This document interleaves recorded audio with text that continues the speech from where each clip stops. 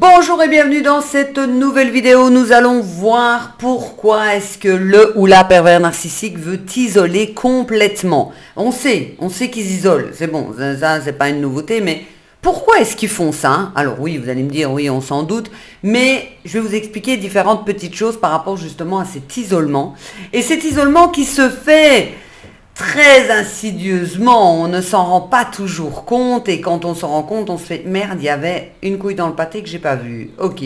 Mais avant toute chose, n'oubliez pas, comme je le dis à chaque vidéo, d'aller donc dans la description, vous allez pouvoir retrouver les liens pour prendre rendez-vous. Vous avez mon calendrier directement, vous prenez votre rendez-vous, tout va bien, et vous cliquez sur le lien également pour télécharger votre série de vidéos gratuites. Vous me suivez sur Facebook, Nathalie Cravate tout seul, et sur Instagram, Nathalie Cravate Coaching, également pour avoir d'autres vidéos et d'autres contenus. Je vous attends toujours très nombreux.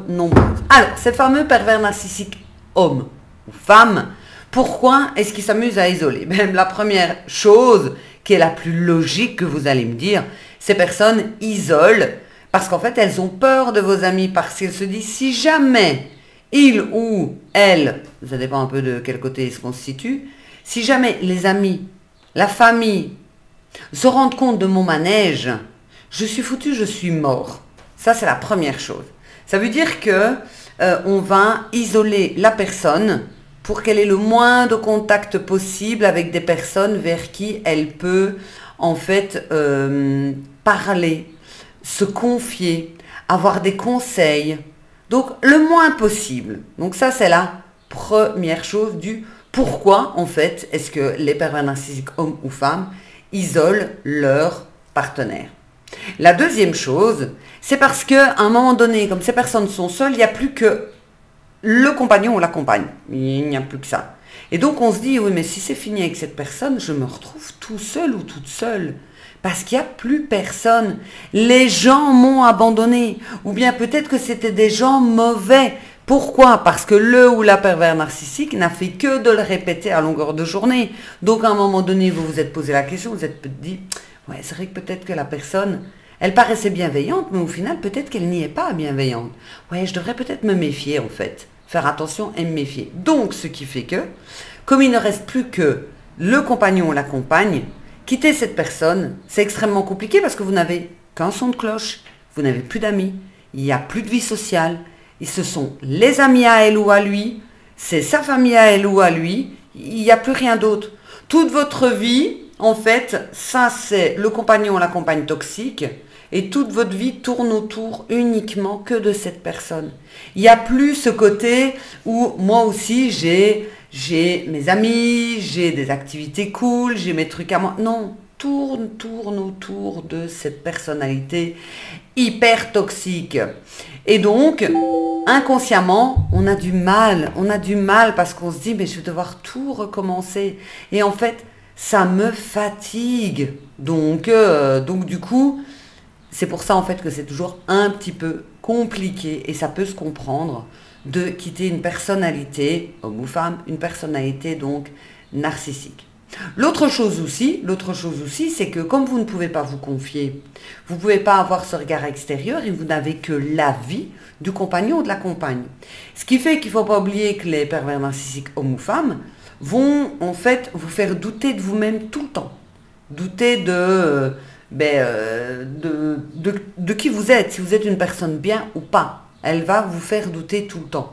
Donc, quand vous entendez qu'un seul son de cloche, imaginons que... Non, vous même pas imaginons. Hein, voilà, moi, j'ai été avec une personnalité toxique qui me répète à longueur de journée. Allez, on va prendre... Parce qu'il me répétait tellement plein de choses que j'ai un peu du mal de prendre des exemples et de les isoler. Mais on va prendre l'exemple du nettoyage.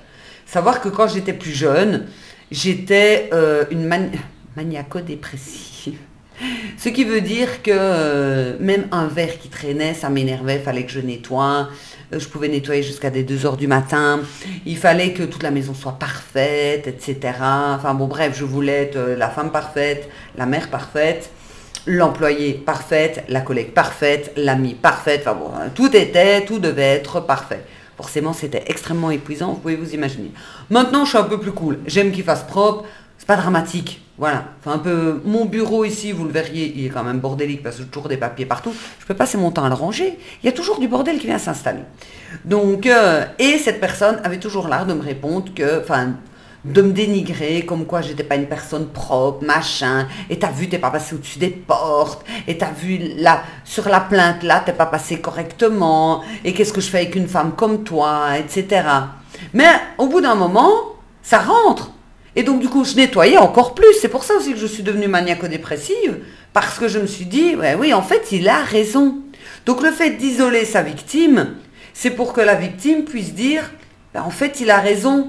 Donc, on n'essaye même pas de s'échapper.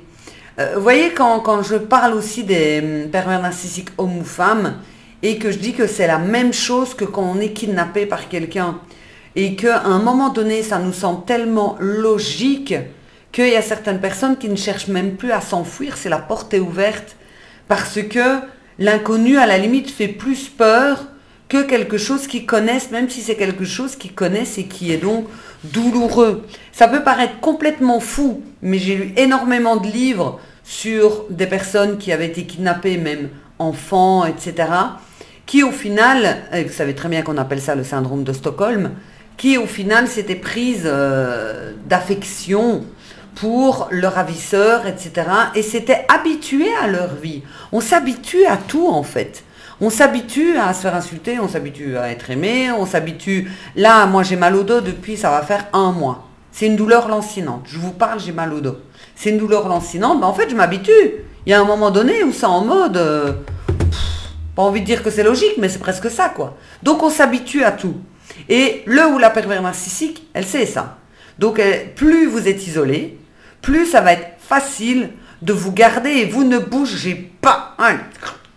Voilà, et tu ne bouges pas, tu n'as plus d'amis, tu n'as pas de vie sociale, à part mes amis qui disent que je suis géniale, donc bien évidemment, donc, et tu n'as que mon avis, c'est-à-dire l'image de toi, elle est en fonction du miroir que je te donne. Donc, en fait, la personne, elle est tellement déboussolée, elle manque tellement de confiance en elle et d'estime d'elle-même, que la seule image qu'elle a, c'est le ou la pervers narcissique. Ça veut dire que moi, avec le recul, il faisait propre. Il a toujours fait propre, même nickel, même de trop propre. Je classais les chemises de mon ex-mari par couleur. Ça vous situe un petit peu le bazar, quoi.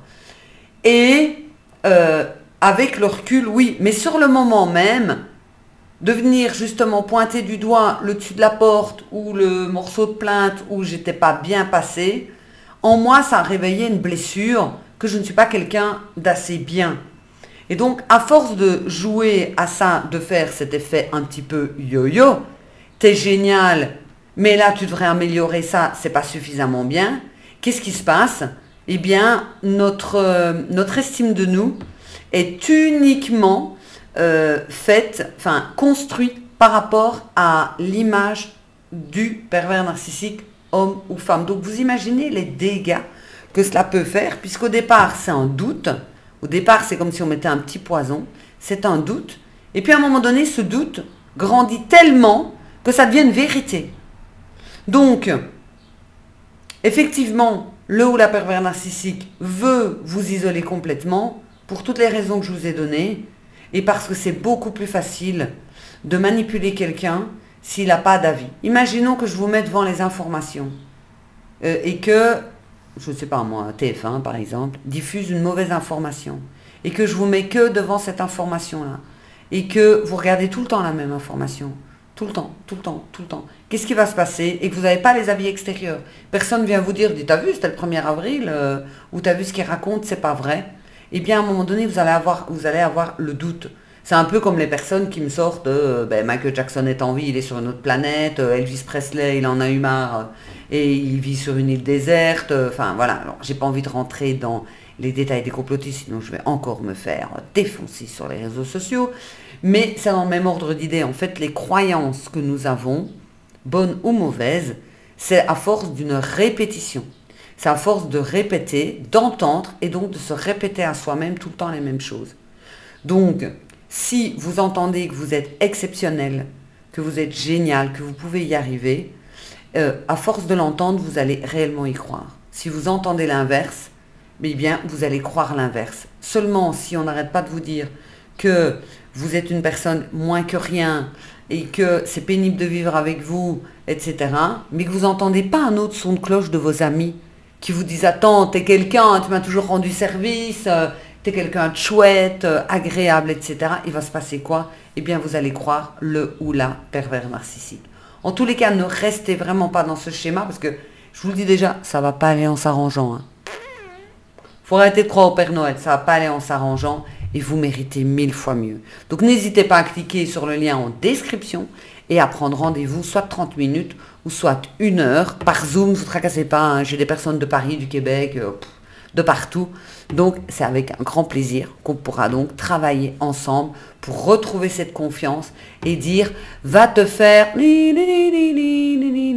à bientôt, ciao ciao, à bientôt.